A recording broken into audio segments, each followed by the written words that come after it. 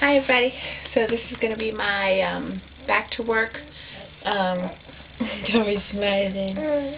My back to work, working mom, stay-at-home mom video.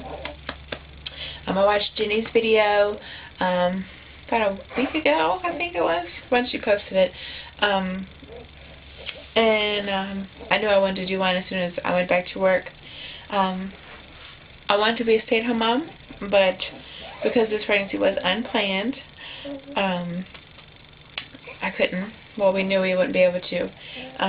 We had to sell both cars and get a really, really small apartment for all 5 of us. You got a stain on your back. So today was my first day back. It was very, very hard. I got up this morning at 5. He was still asleep, so I went ahead and got in the shower, and you're okay. And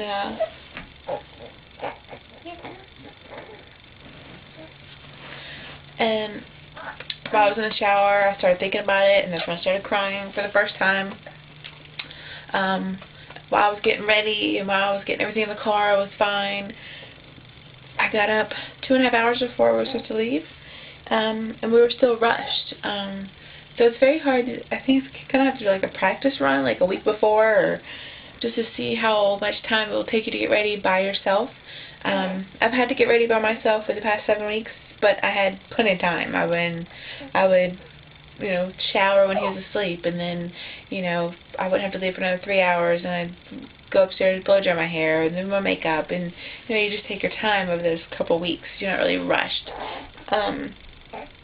So this morning I felt kind of rushed. I mean, I had to stop and get me breakfast because I totally forgot. So I dropped my son off for the bus. We head out to my grandmother's. He's staying with my grandmother. She lives out about 25 minutes away. So I drove out there, and it's a long ride, back roads, windy roads. Always time to think. And so I tried not to get upset while I was in the car. I dropped him off. I explained a couple things. He was still asleep. I guess if he was awake, I would feel worse. But I gave him a kiss and I left, and I got in the car, and that's when I started crying. The first time the third time I've been in a car without him.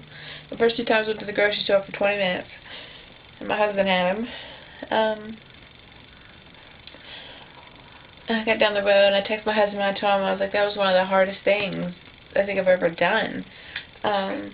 Leaving your child with someone, whether you know them or not, is still very hard. You don't know what they're doing. You don't know, if they're being taken care of okay. And I guess I know it's my grandmother, so I know he was taken care of okay, but it was scary and frustrating, stressful.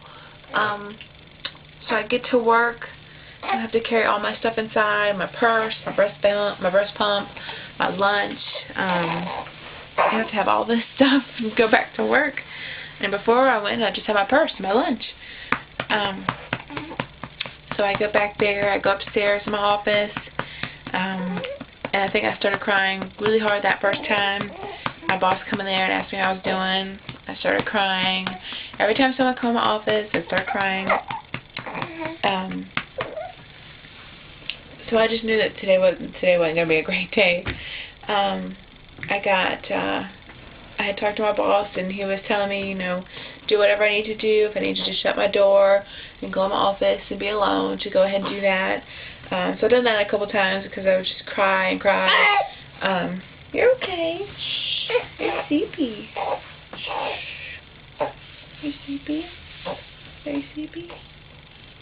And a couple times, a second time I went into his office, and he was telling me about something, and I told him I'd probably just work half a day a couple times this week, and he was totally okay with it. I mean, he's a great boss. He told me just do whatever I need to do to make sure that I was doing okay.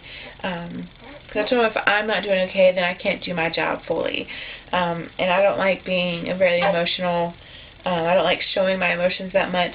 It's very hard. So I just knew, like, every time I answered the phone and I told them I was on maternity leave, you know, that would be my excuse why the work hasn't been done, then I know I would just start crying. So I just knew it was hard. So I was normally just going to leave at 4 o'clock each day this week, work through my lunch, but then I decided I was going to go ahead and leave at 2. And you're right. And so today I left at 2. And I went and picked him up. It was the best feeling ever, was picking him up.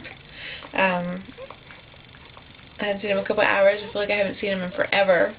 And he was so, like, he was fussy when I got there, and then when I got him and was holding him and rocking him, he kind of calmed down, even though he's fussy right now. I've been up for a long time. I don't want to sleep. Yeah. Yeah. And it was great. I had to ride home, and I felt so relieved that I had picked him up. I wish I could be a stay-at-home mom. And I know a lot of moms that stay at home say that, you know, they wish they could work because, you know, I know being a stay-at-home mom is stressful. I stayed just as like a stay-at-home wife, kind of, for about 9 months because I was out of a job. And I thought I was going to go crazy. But I didn't have a child to attend to. I had my son, but he was in school.